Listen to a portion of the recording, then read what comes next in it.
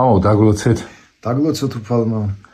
მამო, აი კეთილი და ბოროტი შური თუ არსებობს, ან შური თვითონ როგორ უნდა მიხვდეს ადამიანმა, საიდან მოდის?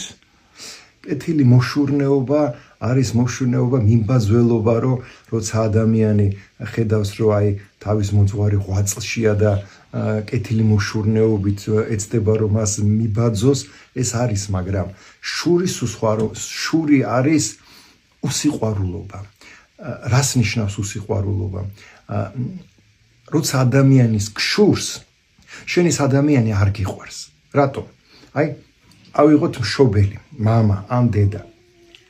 თუ ამ მშობლებს თავისი შვილი წარმატებული ყავს, გინდა მატერიალურად, გინდა სულიერად, როგორი წარმატებაც არ უნდა ჰქონდეს, მშობელს ხო არასოდეს არ შეშურდება მის პირიქით, სიხარულით შეხვდება მის წარმატებებს. რატომ?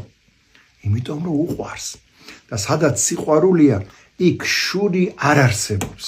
გამორიცხულია. და თუ კი ჩვენ გშურს ვინმესი, ესე იგი ჩათვალე, რომ ჩვენი ადამიანის სიყვარული ვერ აგვაქვს. მამო, როგორ მოვერიოთ? იმიტომ ძალიან რთული არის რა შურის მორევა. გეთანხმები, ძალიან რთულია შურის მორევა, ისევ როგორც ძალიან რთულია სიყვარულის მოპოვება.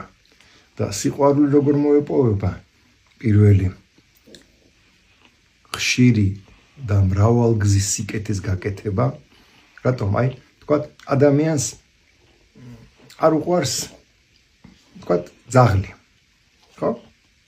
მაწანწალა ძაღლია. შენთვის სულ ერთია. მაგრამ მოდი აბა აიყვანეს ძაღლი. წაიყვანე სახში, აჭამე, დაბანე, მოეფერე, ცოტა გაწვრთენი, ცოტა გაამხიარულე, ცოტა ისა ყავდეს 1 წელი, 2 წელი. ისე შეგიყვარდება, რომ მერე დაკარგვისა შეიძლება ცრემლი არ შეგაშრეს თვალზე. ანალოგიურად არის, როდესაც შენ სხვისთვის ზრუნავ, აქ ზრუნვაში მარტო მატერიალური და ის არ არის, აქ მისთვის ლოცულო, მისთვის ფიქრობ, რომ ღმერთო შენ უშველი და აი ამ ღვაწლს ეწევი სხვა ადამიანისთვის, ნელ-ნელა შემოდის შენში ამ ადამიანის მიმართ სიყვარული. და ეს სიყვარულიცა შემოვა, ვერანაირი ეს შური შენ ვეღარ შეგაწუხებს ამ ადამიანის მიმართ.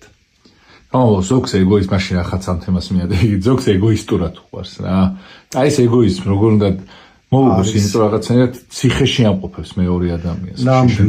ნამდვილად არსებობს ეს ეგოისტური სიყვარული და მე ვფიქრობ, რომ ესეთი რამ ადამიანმა აუცილებლად თავის სულიერ მოძღვართან უნდა გაარჩიოს.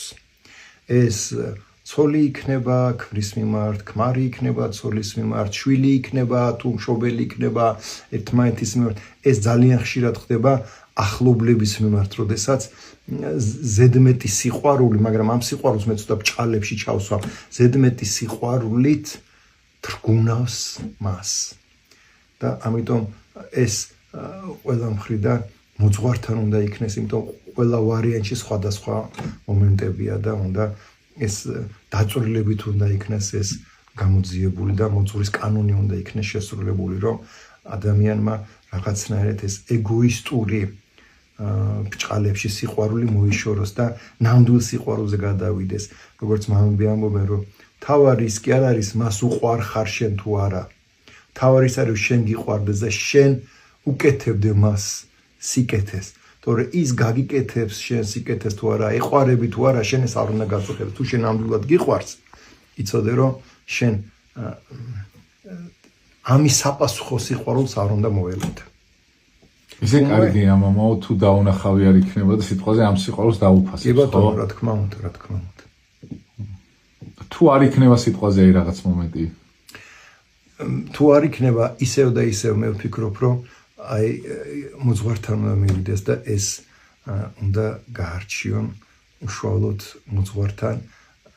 აი როგორც ყველა ავადმყოფობას ხო აქვს თავისი მიზეშედეგობრივი ხო არის არა თქვათ ყელყურის ექიმთან უნდა მივიდეს, ყელი თუ სკივა თქვათ, კუჭი თუ სკივა, გესმის ხო? აი ყველაფერს თავისი ექიმი ყავს და ანალოგიურად ეს უნდა იმას აკრას.